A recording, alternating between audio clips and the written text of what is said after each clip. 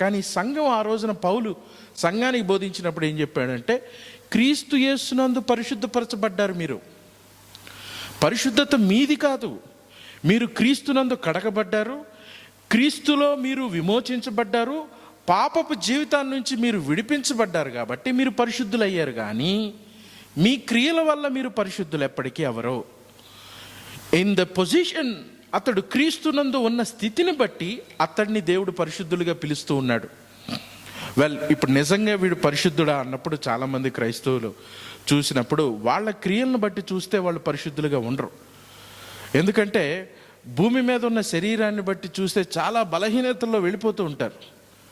కానీ ఒక మనిషి క్రీస్తు యేసునందున్న వాడికి ఏ శిక్షా విధియు లేదు అని అంటున్నాడు. యేసుక్రీస్తు వారు మీరు పరిశుద్ధులు బాబు అని ఎందుకు పిలుస్తున్నాడు అని అంటే, మీరు తండ్రి చేత అంగీకరించబడ్డారు, మీరు కుమారుడి దగ్గరికి వచ్చి ఉన్నారు, ఆ కుమారుడి నీతి మీకు ఆపాదించబడ్డది కాబట్టి మీరు పరిశుద్ధులుగా ఎంచబడ్డారు. మీ యొక్క పొజిషన్ బట్టి చూస్తే మనమందరం కూడా దేవుడి పిల్లలుగాను పరిశుద్ధులుగా పిలుచబడుతున్నాం. కానీ ఇన్ ప్రాక్టీస్లో మనము ఇంకా భూ సంబంధంగానే ఉన్నాం. ఇక్కడ 2 వివరణలు ఉన్నాయి. పరిశుద్ధులుగా ఉండుటకు పిలువబడ్డాడు. మొదటిది దేవుడి చేత పరిశుద్ధపరచబడ్డాం, రెండోది ఇప్పుడు పరిశుద్ధులుగా ఉండడానికి పిలువబడ్డాం. ఇప్పుడు జనాలు అనుకునేది ఏంటంటే, ఇదిగో నా పరిశుద్ధతను బట్టి నేను దేవుడి చేత అంగీకరించబడతాను, నాకున్న మంచితనాన్ని బట్టి నేను మంచితనంగా ఉంటాం. ఒక మాట ఉన్నది ఏంటనంటే, we have to live holy because he made us holy. మనం పరిశుద్ధులుగా జీవించాలి, ఎందుకంటే ఆయన మనల్ని పరిశుద్ధులుగా చేశాడు. కాబట్టి ఆయన మనల్ని పరిశుద్ధంగా చేశాడు కాబట్టి ఆ పిలుపుకు తగిన విధంగా బ్రతకమని పిలిచాడు. అంతేగాని మనలో ఏదో పరిశుద్ధత ఉందని చూసి కాదు, మనలో ఏదో యోగ్యత ఉందని చూసి కూడా కాదు. అది ఆయన యోగ్యతను బట్టి, క్రీస్తు మన నిమిత్తం పాపిగా ఎంచబడ్డాడు కాబట్టి ఆయనను బట్టి మనం దేవుడి దృష్టికి ప్రియముగాను ఇష్టంగాను ఎంచబడ్డాం. ఒకవేళ నా ద్వారానే పరిశుద్ధత కలిగిద్ది, నా ద్వారానే యోగ్యత కలిగిద్ది అని అంటే వారు క్రీస్తునందు ఉన్నవారు కాదు. అది పరిసయ్యులు విధానంగా వెళ్తుంది. తమలో తాము పరిశుద్ధతను సంపాదించుకోగలిగారు అనుకున్నారు. అంటే యేసుప్రభు వారు అంటాడు, ఇదిగో మీరు పాత్ర బయట శుభ్రం చేసుకున్నారు, కానీ మీ అంతరంగాన్ని మటుకు మీరు ఎప్పటికీ శుభ్రం చేసుకోలేరు. దాన్ని కూడా చేయవలసి ఉన్నది. దాన్ని ఎవరు చేయగలరు? మీకు రాతి హృదయాన్ని తీసేసి మాంసపు హృదయాన్ని నేను మీకు ఇస్తాను, మీలో ఆ యొక్క నీతిని నేను స్థాపిస్తాను, నా విధులను మీరు ఇష్టపడేలాగా నేను చేస్తాను. ఇప్పుడు మనము క్రీస్తునందు ఉన్నాం కాబట్టి ఇప్పుడు దేవుడికి ప్రియులుగా ఎంచబడ్డాము, ఆయన పరిశుద్ధులుగా. ఇప్పుడు కానీ ఇక్కడ అంటున్నాడు, క్రీస్తు యేసునందున్న వారికి ఆయన పరిశుద్ధులుగా ఎంచాడు. పరిశుద్ధత మనది కాదన్నా. చూడండి, ప్రతి ఒక్క వ్యక్తికి కూడా తను తాను పరిశుద్ధుడు అని పిలుచుకునే హక్కు ఉంది. కానీ ఆ పరిశుద్ధత క్రీస్తు వల్లే వచ్చింది అని కూడా ఒప్పుకోవాలి. నాది కాదు, ఇది క్రీస్తు నాకు ఇచ్చాడు అని.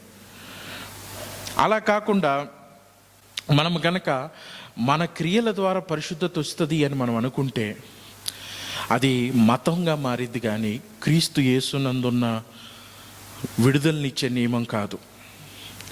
ఈరోజు వీళ్ళు అనుకునేది ఏంటంటే, ఇదిగో నా యొక్క ప్రార్థనల ద్వారా నేను పరిశుద్ధపరచబడతాను అని కాదు. క్రీస్తు నందు ఉన్నవాడు, ఆయన యందు విశ్వసించిన వాడు, తన పాపాన్ని ఒప్పుకున్నవాడు, పశ్చాత్తాపడ్డవాడు, ఆయన కొరకు ఎదురు చూసిన వాడిని ఆయన పరిశుద్ధుడు అని పిలుస్తున్నాడు. మనము పొజిషన్ని బట్టి చూస్తే మనం దేవుడి బిడ్డలమే, మన పౌరస్థితి పరలోకమందు ఉన్నది అని అంటాడు పౌలు కొలసీకి రాసినప్పుడు 3వ అధ్యాయంలో. మనం కాబట్టి భూ సంబంధమైనది కాదు, పైన ఉన్న వాటి మీదే మీ మనసు పెట్టుకోండి అని అంటాడు. మీ పౌర హక్కు అక్కడ ఉన్నది.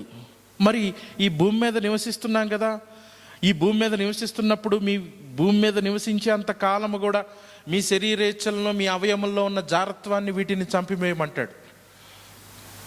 అంటే మనం భూమి మీద నివసిస్తున్నప్పటికి కూడా మనము మన ఆత్మీయ స్థితి ఎక్కడ ఉన్నది అని అంటే దేవుడి సన్నిధిలో ఆయన కుమారులుగాను పరిశుద్ధులుగాను చూస్తున్నాడు. అయితే మనము అక్కడికి చేరవలసి ఉన్నది. కాబట్టి మనము భూమి మీద కొంతకాలము ఈ విడుదల కొరకు మూలుగుచు ప్రయాసపడుతూ ఉన్నాము. ఈ శరీర సంబంధమైన నియమాలకి కట్టుబడి చాలాసార్లు విడుదల కొరకు ఎదురు చూస్తూ ఉన్నాం. కాబట్టి క్రిస్టియన్ హోప్ ఏంటి అని అంటే, క్రైస్తవులకు ఉన్న నిరీక్షణ ఏంటంటే, మరణకర్మకు ఈ శరీరము నుండి నన్ను విడిపించేటువంటి దినము సమీపంగా ఉన్నది. ఆ క్రీస్తు స్వారూప్యంలోకి నేను మారుటకు సిద్ధముగా ఉన్నానని ఆయన రాకడ గురించి ఎదురు చూచేది నిజమైన నిరీక్షణ. అలా కాకుండా భూ సంబంధమైన వాటి మీద మనిషిని పెట్టినప్పుడు అది నిజమైన నిరీక్షణ కాదు. ఎందుకంటే పౌలు చాలా స్పష్టంగా చెప్పారు. ఒకటి, మనం పరిశుద్ధపరచబడిన క్రీస్తుని బట్టే పరిశుద్ధపరచబడుతున్నాం. మనము ఒకవేళ పరిశుద్ధంగా జీవిస్తున్నా కూడా అది క్రీస్తు మనకి చెప్పి ఉన్నాడు, చూపించి ఉన్నాడు.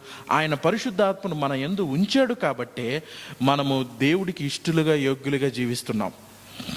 పరిశుద్ధాత్మ లేకుండా ఏ మనిషి కూడా అంతరంగంగా పరిశుద్ధపరచబడలేడు. యేసుప్రభు అన్నాడు, ఇదిగో నా ఆత్మను మీ యందుంచి నేను ఈ కార్యాన్ని జరిగిస్తాను. ఆయన మీ యందుండి మిమ్మల్ని సర్వసత్యంలోకి నడిపిస్తూ ఉంటాడు. ఆయన మిమ్మల్ని మరి మానవుడు చేసేదేంటి అని అన్నప్పుడు, తన శరీర సంబంధమైన మూర్ఖమైన వక్ర తలంపులు, విర్రవీగుచున్నటువంటి మనుజాశలను అతను విడిచిపెట్టి దేవుని యొక్క సంపూర్ణమైన చిత్తమునకు తన్ను తాను అప్పగించుకొనుట. ఇది పౌలు గారి యొక్క ఉద్దేశం ఆయన కొరింథీకి రాసినప్పుడు. ఇప్పుడు ఇదే కొరింథీలో పరిశుద్ధులు అని సంఘాన్ని పిలిచాడు.